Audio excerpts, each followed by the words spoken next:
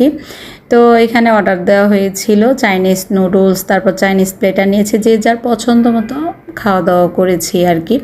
যে যে খাবারটা পছন্দ করে অর্ডার দিয়েছে সেটাই খেয়েছে। তো আমরা কিন্তু এরকম মাঝে মধ্যে বাইরে বের হই পরিবারের সবাই একত্রিত হয়ে, কোনো প্ল্যান করা লাগে যে এমনটা না। আজকে কিন্তু একদম নর্মালি আমরা সবাই বাসার লোকেই বের হয়ে পড়েছি। আর পরিবারের সবাই একত্রিত থাকলে কি এটাই কিন্তু আনন্দ। দেখবেন যে খাওয়া দাওয়া যাই করা হোক না কেন একদম স্পেশাল হয়ে যায়। আর এই ছোট ছোট মোমেন্টগুলোই কিন্তু স্মৃতি হয়ে থাকে, ভালো লাগে।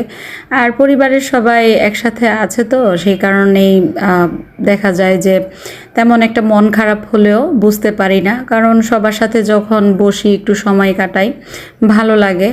বাড়তি কোনো টেনশন থাকলে বা পারিবারিক কোনো টেনশন থাকলে সেগুলো তেমন একটা মনে হয় না আর কি। তো আমরা খাওয়া দাওয়া শেষে সবাই একসাথে বসে আবার কেক কেটেছি, খাওয়া দাওয়া করেছি, অনেক সুন্দর সময় কেটেছে আলহামদুলিল্লাহ। সবাই